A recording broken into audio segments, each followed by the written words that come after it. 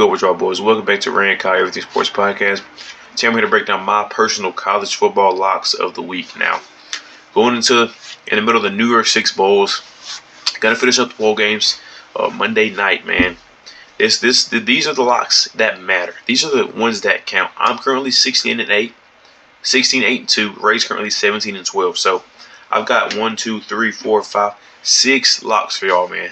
I had plenty of time to prepare. Plenty of time to get down my locks. I'm coming off hot, man. I'm coming for the big money to start it off.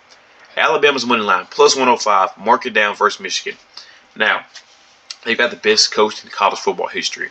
And we're giving them 4 weeks to prepare for the biggest game.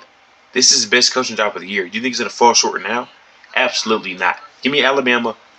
Give me their money line, plus 105. You can take the points if you want, just for precautionary reasons. But they're going to win outright. So I would just take the money line. But you can take the points to be safe.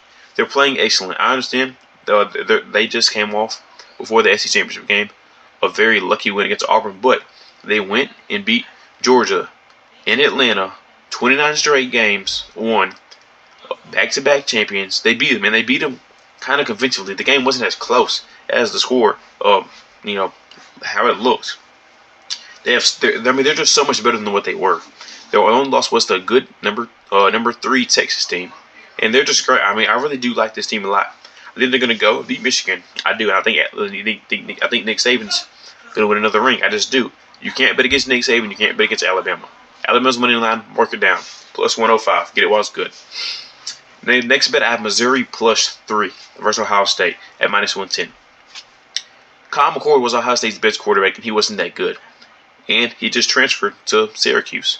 So that's really what it comes down to. Missouri's going to have Schrader and Cook playing, and Luther Burden, and pretty much all their starters. So how could you not bet on this Ohio State team, or bet on this Michigan team, or Missouri team plus 3? I think they can win outright. I think they will win outright. So there's not a lot of talking. I mean, Missouri plus 3, lock it down easy. My third bet, we got Washington plus 3.5 at minus 105. For me personally, I think Washington just matches up too well with this Texas team. It's really a weakness on a strong suit. You look at Michigan or Washington. Their strong suit is their passing game and it's their skill positions. What is Texas' only weakness on defense? Their secondary. They have Rome Odunze, Jaden Polk, McMillan, who just came back. These guys are just too explosive. Rome Odunze had 5 straight 100-yard games leading to this game. Polk had 6 100-yard games on the season, and then McMillan, first off an injury, 9 catches, 131. In that conference championship game. So I like Michigan. I think they have the better quarterback. I think the two coaches are very comparable. I do like Texas's D-line a lot. That's no doubt about that. But if Texas is able to come out and run the ball a little bit and open up the lanes and kind of create those linebackers down, pull them down, and get it to their skill players, I think Texas is in a heap of trouble. So I love their money line, but plus 3.5 with a hook. I love Washington plus 3.5.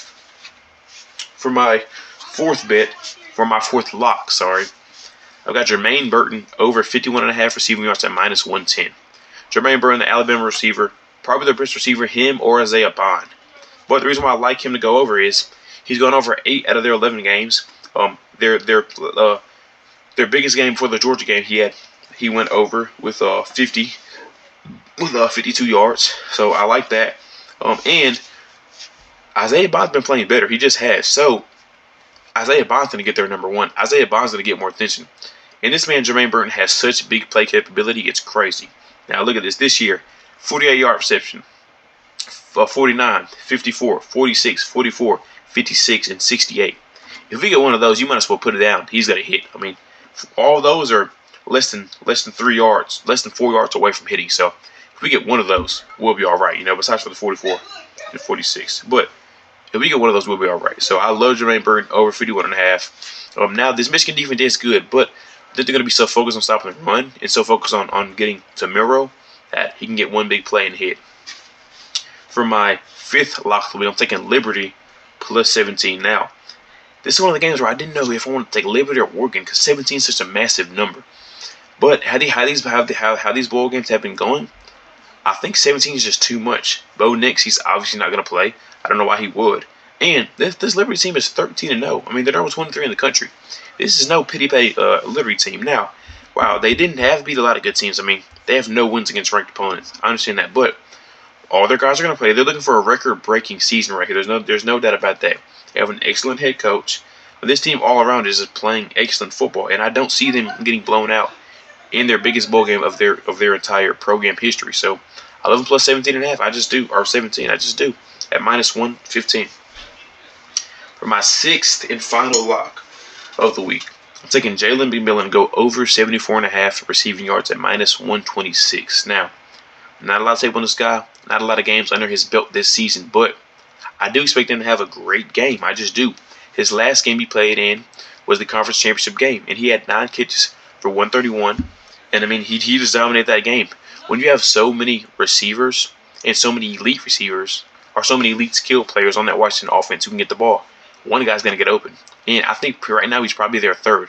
He could easily be their number one, no doubt about that. But with the way that Roman Dunze played all year, he's obviously their one.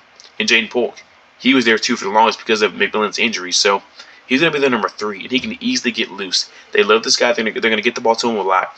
Roman Dunze is obviously going to get most of the love. But this Washington team matches up perfectly with this Texas team.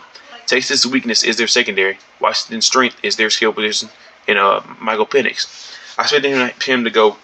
I mean, he can easily go over 100 yards on this Texas secondary. So I love him over 74.5 receiving yards at minus 126. Now, those are 6 locks. I'm looking to end the year 22-8. If I do that, major profits. Put it that way. So right now we're 16-8-2. I expect this at the year to be 22-8-2. But I appreciate y'all watching. As always, tune in next time. Peace.